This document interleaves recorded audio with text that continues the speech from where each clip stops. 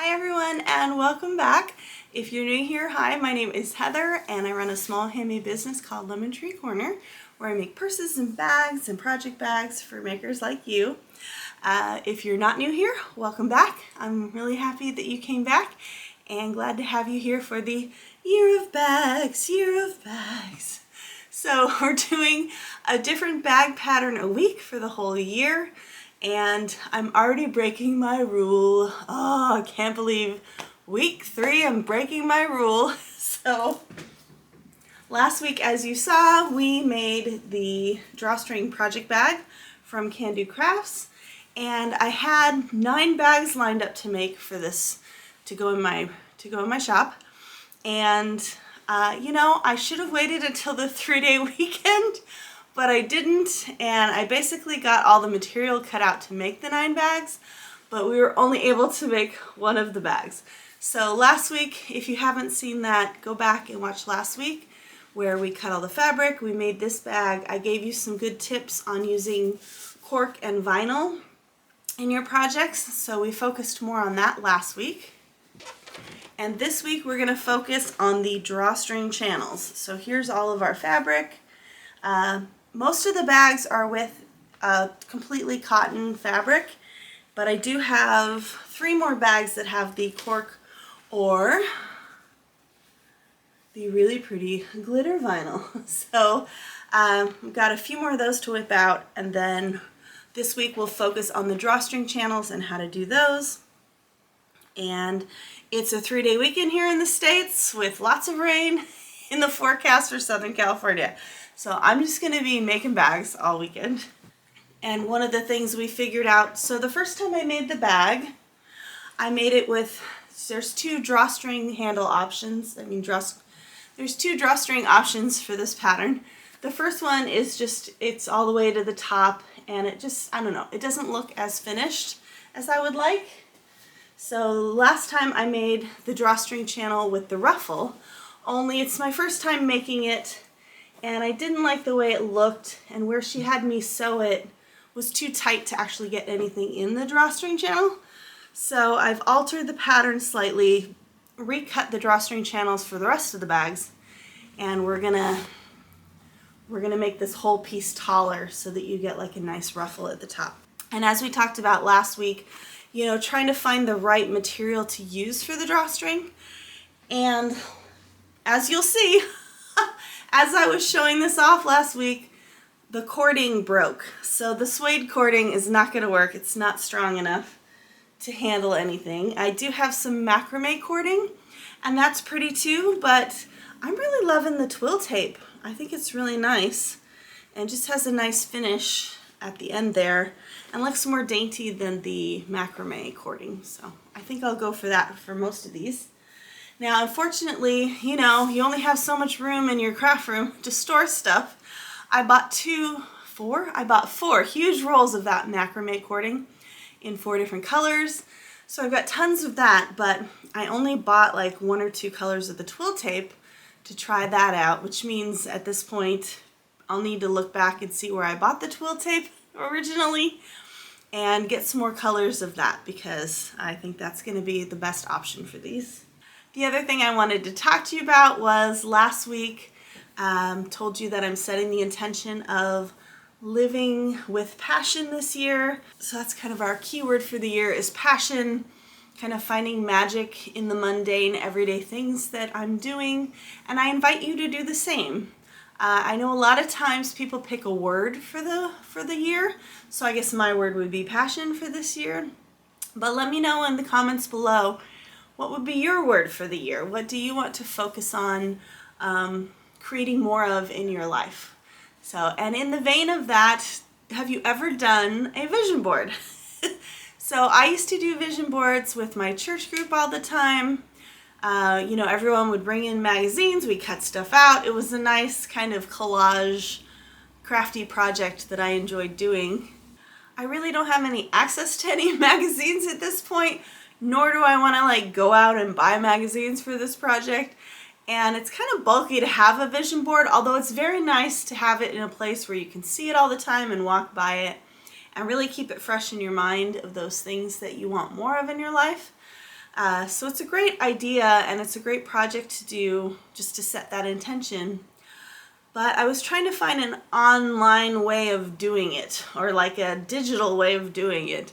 So I decided to make a Pinterest board, and I'll link that down below for you, of kind of those things that I want to see in my life for this year, like going to hike to the waterfalls in July when we go to the Olympic Peninsula, going to Cambria over spring break. It's a beautiful little Central Coast town that I love.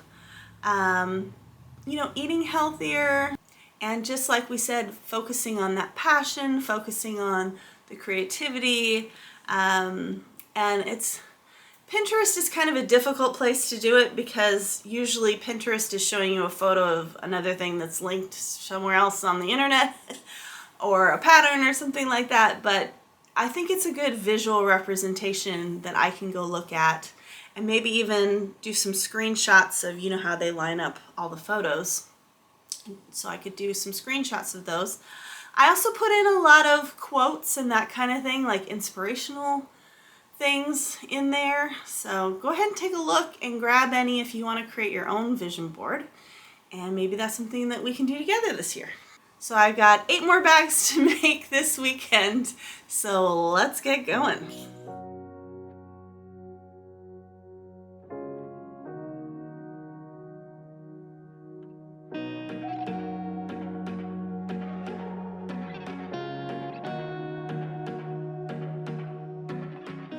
One of the important things to do when you're lining up your exterior is making sure that these two pieces, I can get it to focus there, that these two pieces line up. So right where that right where that join is, you want to make sure it's the same on both pieces. Even if that means that this top is a little off, that's fine. That's all going to be sewn in. We just want to make sure that the actual, you know, that very visible part lines up correctly.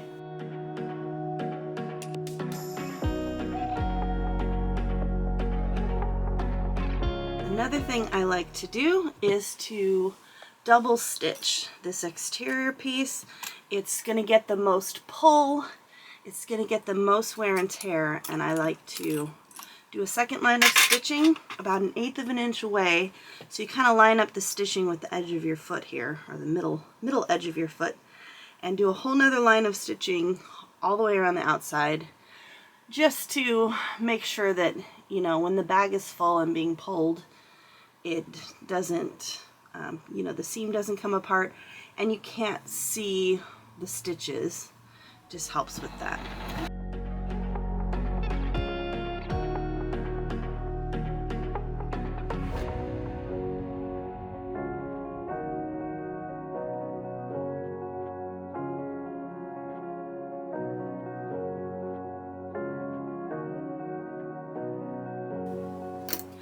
I like to sew them both from the same side.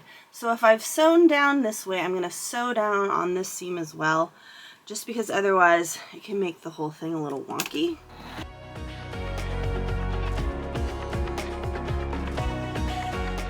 And this is another reason to make sure that your fleece is cut off correctly. You'll see I basically had to ignore this extra piece here in order to get the correct seam allowance.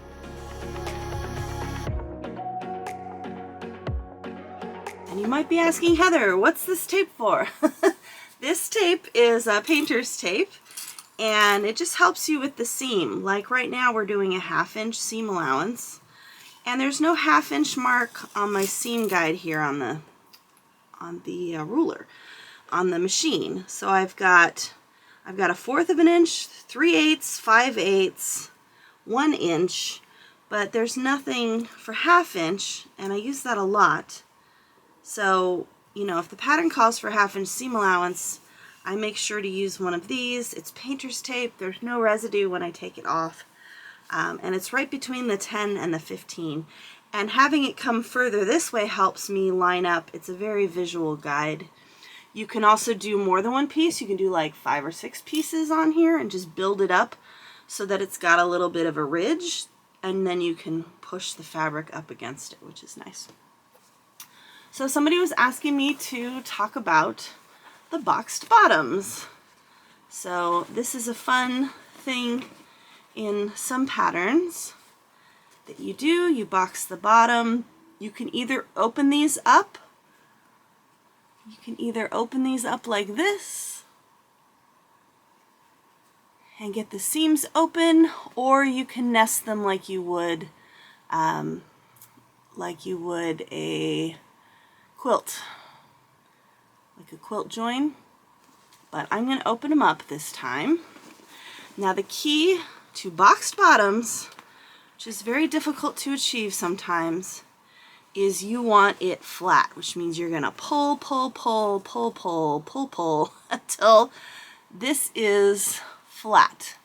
You want this as flat as possible. There should be no curve going on here whatsoever, or that curve is going to show up in the front of the bag. So we want that as flat as possible. We'll do the same thing over here. You'll see if I don't pull it all the way, see how it kind of goes up, kind of forms a ridge here, go up and back down. You definitely don't want that. And then I like to cut everything, all my little loose threads, because those will wind up popping out the other side of my seam. So we're going to pull, pull, pull. Yeah. And that kind of reduces the bulk here, so that there's not that much bulk here because we're dealing with the fusible fleece. If we had foam here, then that would be a bulky little seam there. Okay, get that as flat as possible. And then we're going to lay it down here, and we're going to sew that seam.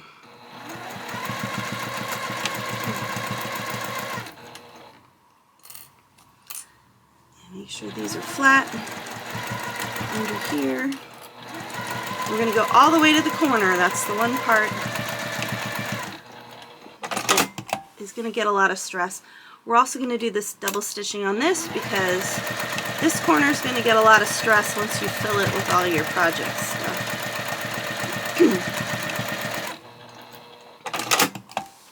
Now what you can also do is cut down this to reduce bulk. I like to have it on the outside of the bag just because it helps keep those seams nice and tight, but on the lining of the bag I will cut down this corner. Another thing you can do is you can press this whole seam open, which is what I will do next. I will press this whole seam open. One thing this designer does, which I think is really cool, if you don't want a lot of bulk in this top, when we sew this plus the lining together, you can cut down the bulk by kind of tailoring it up there, just going at an angle. And that way when we put the two pieces together, we're not going to have that bulky corner like we just had. Okay, let's go back to the table and take a look at it, see what it looks like. Okay, so I'm going to press these open, but I'm just going to show you what it looks like when we push out our seams. You get that nice boxy bottom. Isn't that nice? So just a nice boxy bottom, which gives you more room inside your bag. It also helps your bag just stay upright, which is nice. And then we've got these side seams lined up as close as possible. That one looks perfect. Yeah, really nice. Okay, and that's our handle sewn on. I like to do it 2 or 3 times back and forth just to really solidify that.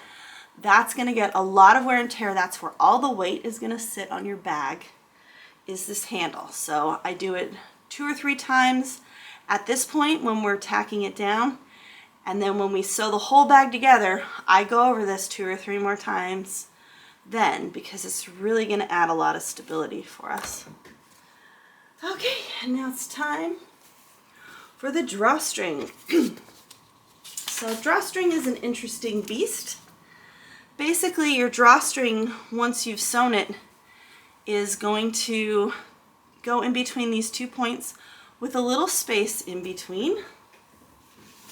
Let's look at the one we already did. So see how there's a little space in between here?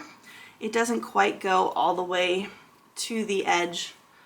And that space is specifically so you can put your drawstrings in and have room for them. And this time we've made a note. We've cut our drawstrings 1/4 of an inch taller than the one from the previous bag so that I can have a little more room for the actual channel. So the first thing we are going to do is we are going to iron this 1/4 of an inch and another 1/4 of an inch, and then we're going to sew this down just so that this is not a raw edge that you see at the end of the bag there. And I'm going to do that using my handy dandy Clover iron-proof ruler. So this is a ruler that you can actually iron on top of. It's not going to melt. So I really like to use this. What I will do, you can eyeball it too, it's not that big of a deal. But I will go here to the 1/4 inch and I will iron it down just to get that marking. And then we will go back, and usually for that one I just fold it over for the second one because obviously it's already 1/4 of an inch. But it just helps get it in place, makes me feel like it's more measured. So let's do that. And there's no interfacing on these pieces. We don't want any interfacing on these. Okay, now we're going to go to sew these down. Your gut instinct would be to have it face up and go through your machine this way. If your machine is like mine, the top stitch looks way neater than the bottom stitch, and this is the side that's going to be showing in the end. So you want to do your top stitching here, and it's just going to be 1/4 of an inch, so you're going to get as close to that edge and sew it down without going, you know, too far. So it's a little tricky, but you just keep it in your machine and check it after you're done stitching, and it should be fine. Okay, so you'll see I just got as close as possible to the edge with the line of stitching. And I just realized this would be so much better to show you on the machine. So since we have 2 of these that look exactly the same, let's go ahead and do the other drawstring channel on the machine so you can see what I'm talking about. Hopefully this angle will be better for us. Cut down on the light.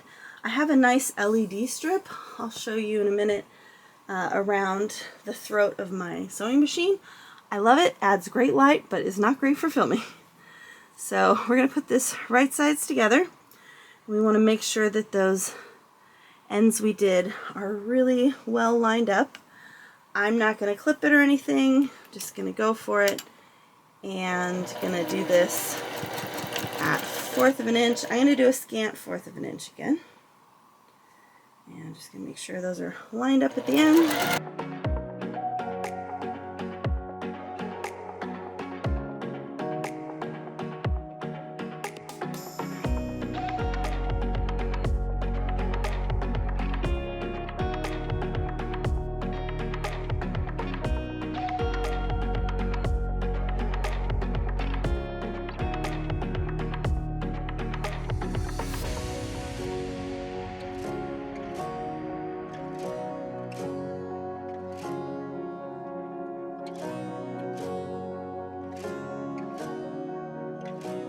Okay, and this is where I got messed up last time in the pattern, is I forgot that the seam we're going to sew this into is going to be a 1/2 inch seam, which means we're losing another 1/4 of an inch here, which meant that I didn't have enough room for my drawstring channel.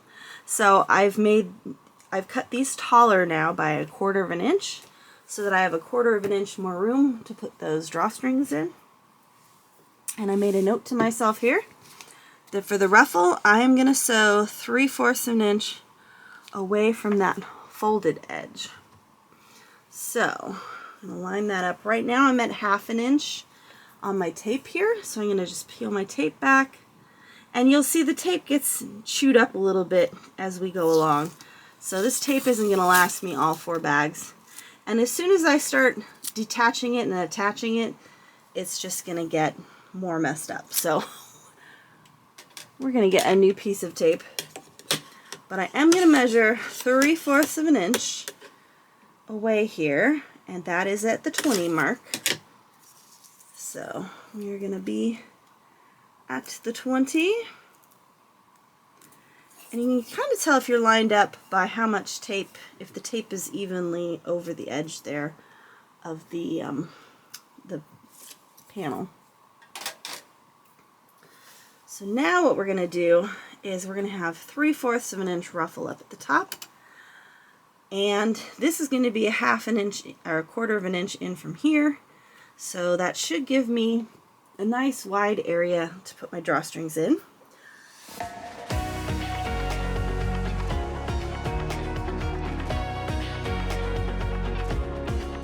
And what we are going to do this time is we're just going to make one. We're going to make one, see if it's the right size before we sew all the other ones.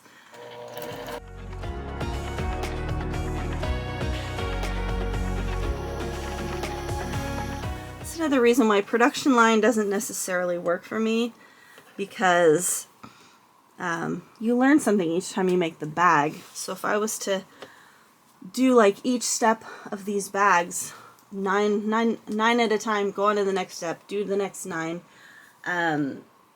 First of all, I'd be changing my thread a lot more often, and second of all, I would be, you know, not able to make minor corrections as I go. So here you can see we're going to have that fold. We're going to have this much room for this little, you know, ruffle up at the top, which is going to be better. I'll just have to see once we sew this into our seam if that's enough room for the twill tape, because we have to have 2 sets of twill tape go through there. So we will see about that. It's very, very cool. Look at that. Isn't that cool? So it's just an LED, and you just secure it to the throat of your machine, and it gives you like all this great illumination on the bed of your machine. So I just thought that was a great idea. They have these on sewsweetness.com. You can also get them on Amazon. So it's just a nice row of lights, and it comes with these little clips, so you can clip the cord away. And then I just have it here. It's got multiple settings, so you've got on-off switch, but you also have like a dimmer you can do. So you can make it bright or dark. So bright or dark, and you just kind of put it at whatever level you want. I like it full brightness so I can see everything. So that's just a cool thing if you're interested in adding that to your sewing machine. I forgot that we're going to baste down the drawstring channels to the outside first. So I'm going to take this. It's a little more difficult with this in the way. You can either find the center points, or you can do it like this just to make sure that you have the same amount overlapping on both sides. And then we're going to baste this down. And this is where you need to think about if your fabric is directional or not. My fabric on the last one was directional, so I wanted to make sure that the love was reading the right side up on this side. So that's just something you want to check if you have it that way. Okay, and I'm just going to make sure I've got about the same amount. I do not here. So I'm going to scooch this over just a little bit, all the way down.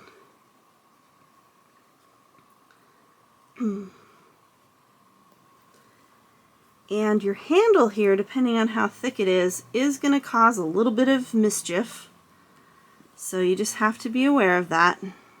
It's going to take up some of this room. And the other thing we're going to do is take the tabletop off of the machine. so that we can use this space around the arm to help us out here. This is also a little bit difficult to get it with the handle and going around the machine. So we're just going to do 1/4 of an inch here, just to tack it down. So I'm just going to go over that same line of stitching I already have. And this is where we're going to go over the thick handle. We're just going to go slowly over the handle. And it's going to take up a little extra fabric here when you do that.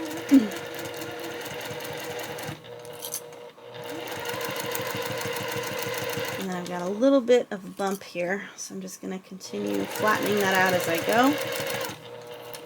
So that's going to be on the end. There we go.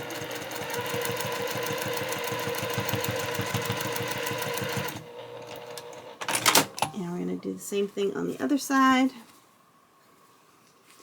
And you can also check if your nice line of stitching, you know, your top stitching is on the outside or not.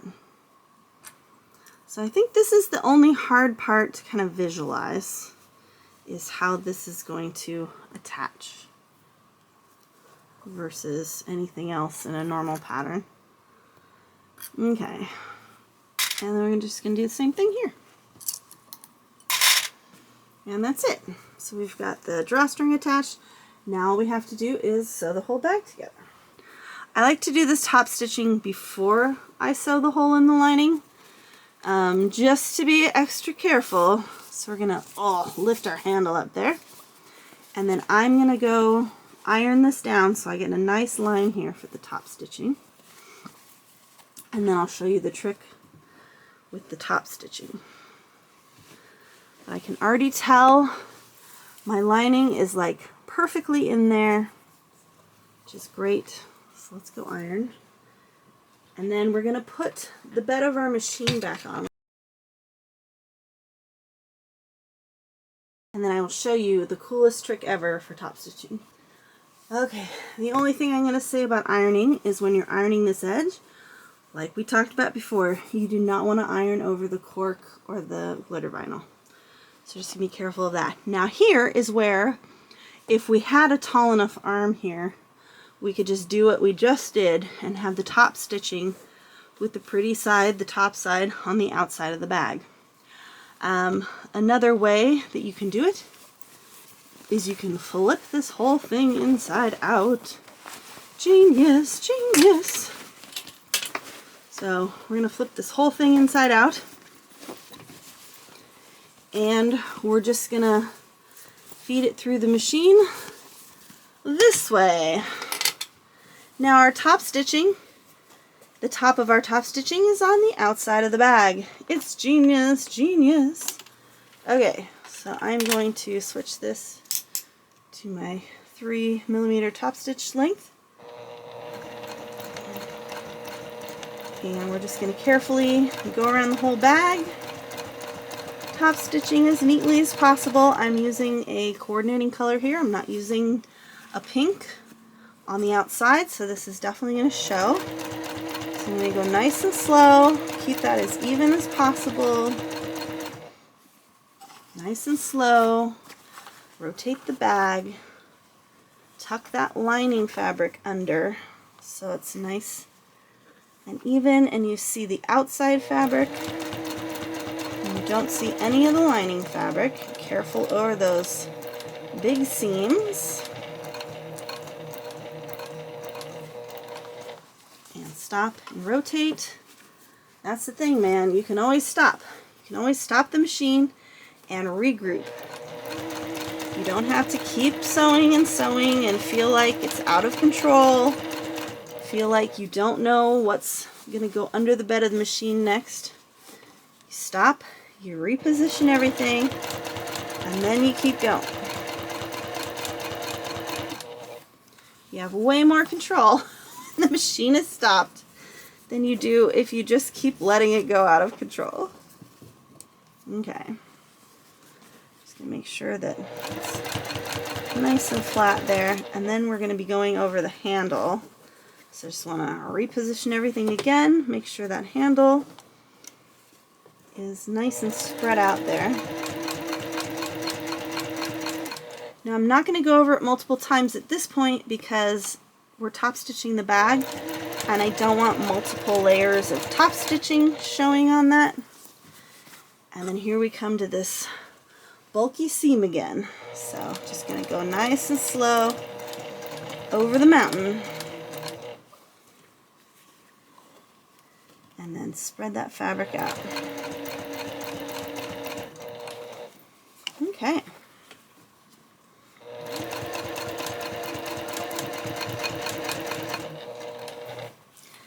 And where you want to start here is in a place you're not going to see very often.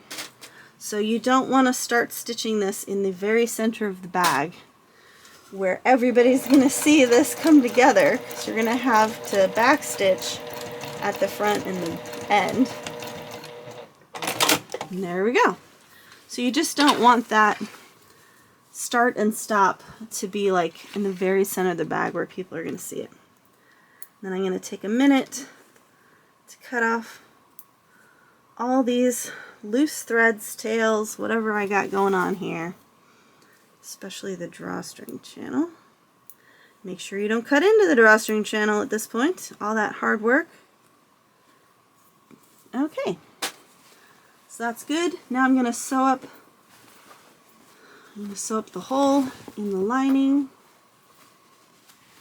and then all we have to do is put the drawstring in and do our put our iron-on label in there.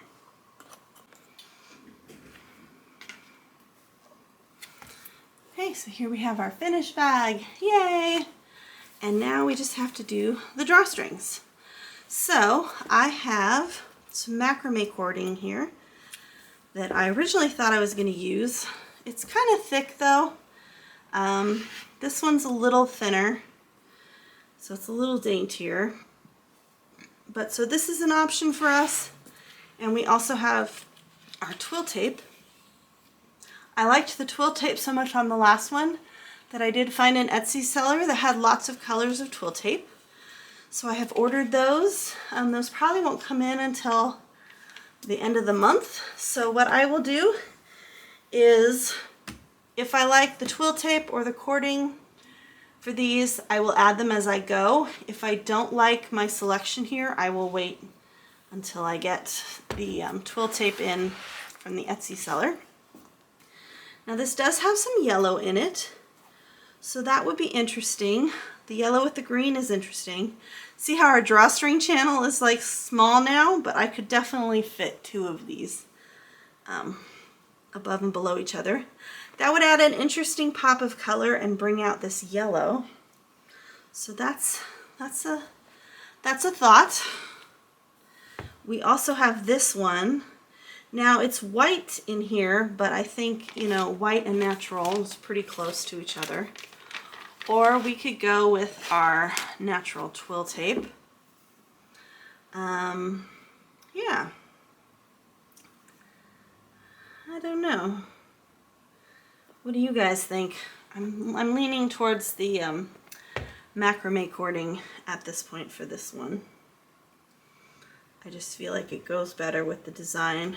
Now the twill tape that I just ordered, I don't think has a green that would match this. It's, you know, pretty rare that that's actually going to match. Plus there's already a lot of green going on here. So I'd kind of like to pick up one of these other colors. I am just noticing though that these really are two different widths. So I will have to find out what width this one is, or what diameter this one is. Because it's a little bit more dainty. It's the only word I can think of. This is just thicker and doesn't look as great. So we'll use this one. I think I'll save the twill tape and use the cording. So I'll just go through each of these as I do them and see. If I don't like what I have here, I'll wait until I get the Etsy twill tape in and do that. Now I measured this last time. I think I did 50 inches for each of the tapes on the first one I made. but then once you cinched it shut, they were hanging really far down. So I've changed it to 40 inches. So I'm just gonna give myself some room here and get to 20, which I'm past 20. Past 20. Okay.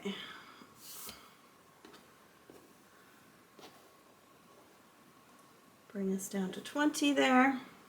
Now the only problem with using this is that it's like unraveling as I go. So what I like to do is take a little piece of tape, tape the end there so that it's not unraveling as we're trying to put it through. So we have our two pieces. Oh, I'm going to take a little bit of tape, just kind of wrap the best ends here, just so that we have something to fish through.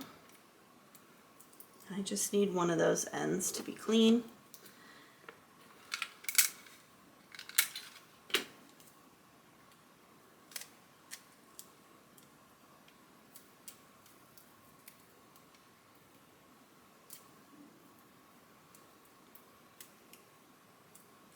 Okay, we've got our nice chunky is the word of the week apparently.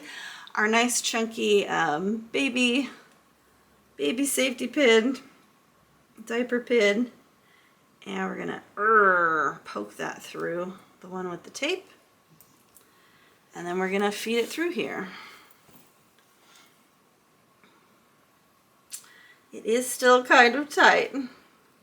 So that's worrying to me. I'm gonna have to do this again. Maybe we'll use the smaller safety pin for the second one.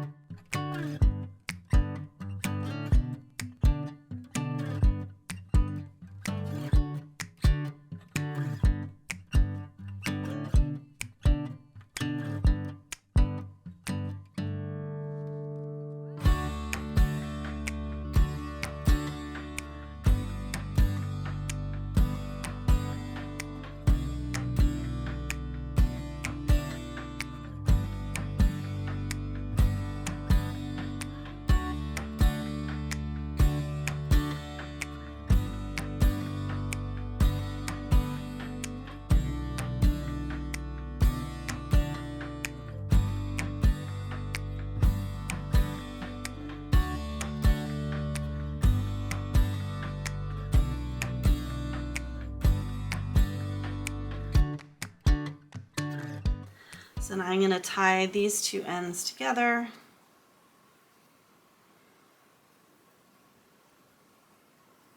And then they're just going to fray nicely over time. I'm going to make that knot nice and tight. Strong, strong, strong. Oh, we do not want that coming undone. And then same thing on this side.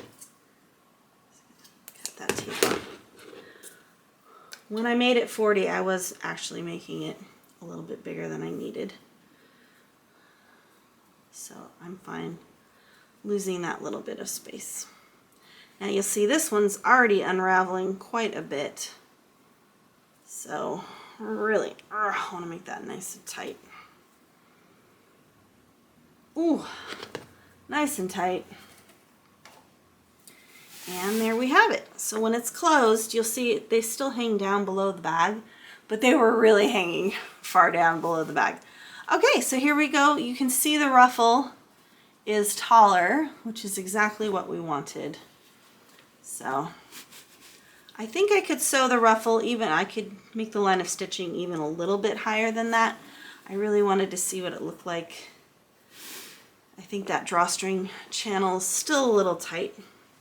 but that looks nice. I like the ruffle up at the top. So second bag done, just have to put my label on it. I think I'll put the label on this side. I don't know. I'm left-handed, so I always want to put the label on the opposite side from what everybody else thinks the front of the bag is. Okay, so we'll keep going. I have 7 more to do, and I will share those with you at the end. Hey folks, so that's it for this week. Thank you for joining me. I'm going to show you the finished bags. We managed to get through all 9 bags, which is a feat in and of itself. So we've got the fun one with the glitter vinyl, and I did like the taller drawstrings, so that's nice. And I got all the twill tape in that I ordered from Etsy. I'll put the seller below. Just really nice twill tape. It's 10 yards for about $7.50. So pretty good price. I can get about, 2 of these drawstrings, so 1 bag out of a yard. So that's a pretty good price for me, and lots of colors as well. I've managed to find a color to go with every bag, so that's good. The only problem I have is, I just got to get over myself. It's going to be wrinkly. The fabric's going to get wrinkled. It's going to, it's going to be wrinkly, and that's just the nature of a drawstring bag.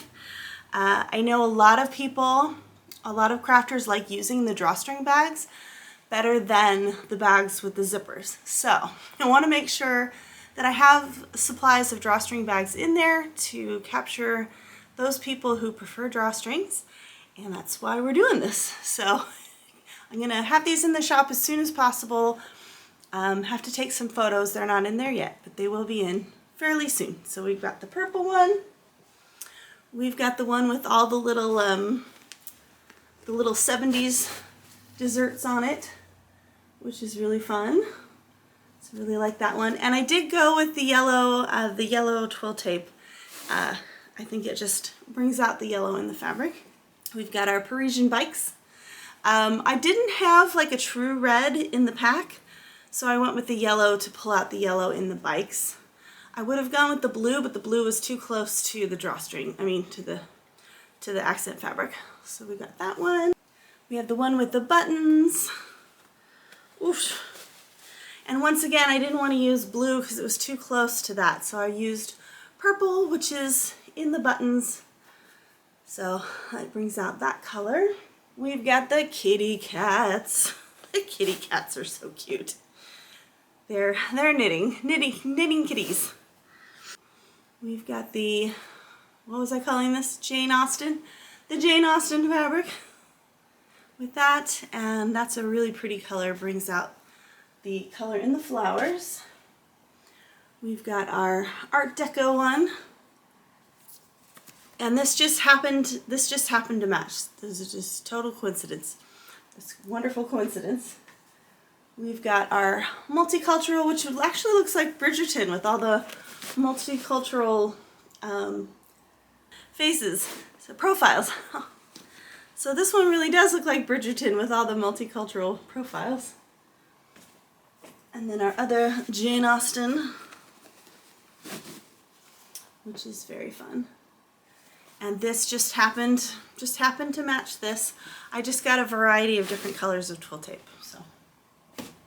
So next week we're starting a brand new bag that I've never done before. I'm very excited, and it's got a lot of cork accents. So we're going to use all of these skills that we just learned and put into place with the cork in this project in next week's project. So I hope you'll join me for that. And as always, thank you for being here. I really appreciate it.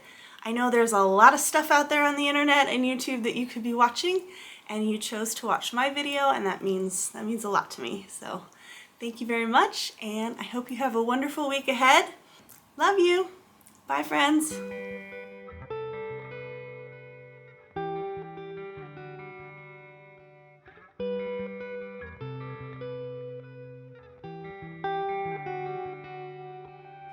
I gotta wait for better days. It's all starting now.